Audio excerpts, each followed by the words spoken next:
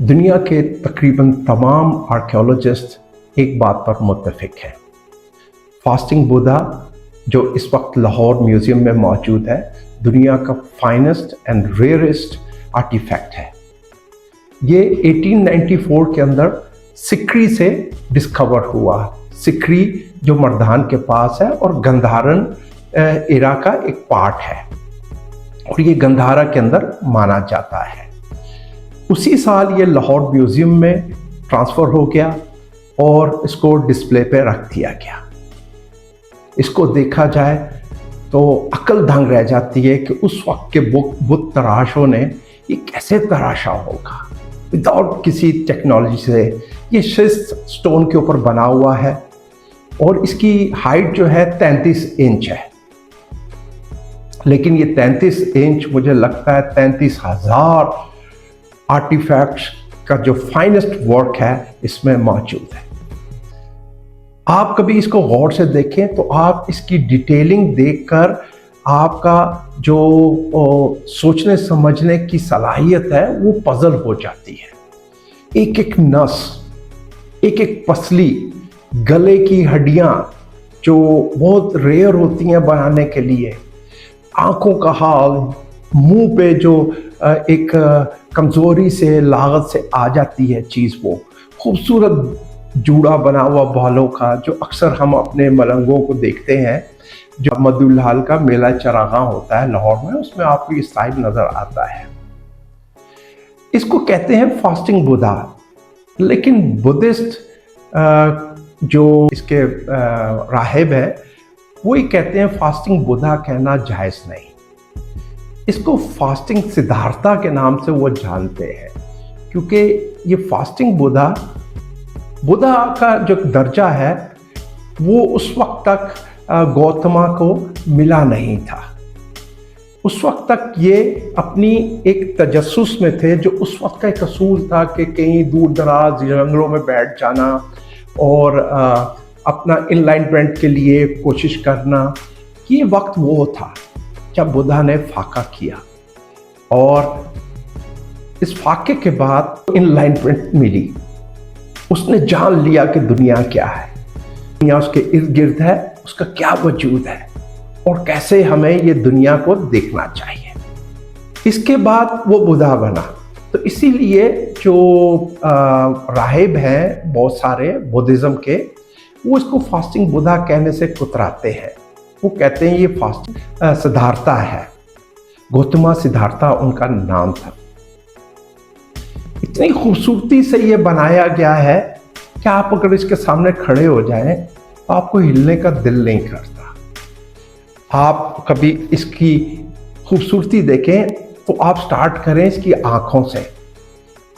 एक कशिश है इस मुजस्मे की आंखों में। देखने वाला तो बाज़ दफ़ा डर भी जाता है, जो इसको समझते हैं इस आर्ट को। और ये आर्ट हेलेनिस्टिक आर्ट है, क्योंकि उस ज़माने में, जिस ज़माने में ये बना, तकरीबन आज से 2-2.5 हज़ार साल पहले, इसको कुषाण पीरियड में तराशा गया। कुषाण पीरियड जो मौर्य ख़ानदान काफ़ी अरसे बाद आया बड़े सग़ीर के ऊपर, और इन्होंने बहुत अरसा हुकूमत की। इनके फाउंडर कनिष्का जो एक बहुत ही ज़बरदस्त शख्सियत थे, और वो दौर एक खूबसूरत दौर था जो हम हिस्ट्री में देखते हैं। इस पे कभी हम फिर बात करेंगे।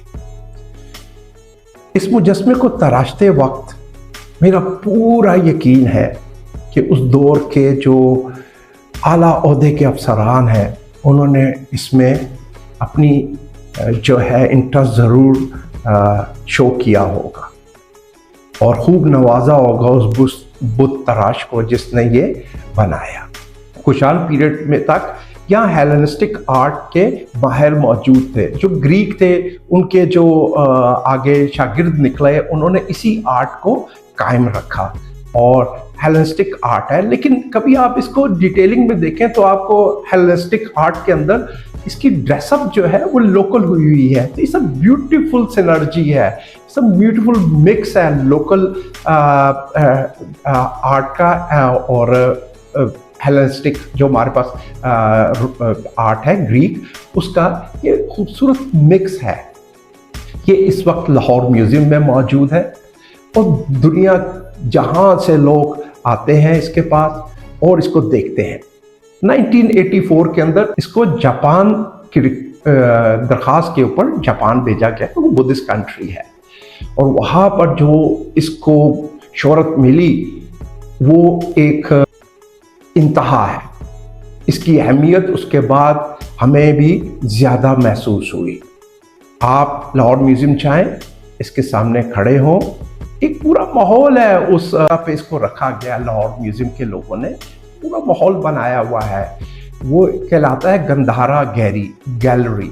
गंधारा गैलरी के अंदर ये बड़े बहुत सारी चीज़ों के साथ एक खूबसूरत जगह पे सिकरी पे जो स्टोपा मिला था वो बिल्कुल इसके सामने है, जहाँ से इसकी भी डिस्कवरी हुई थी।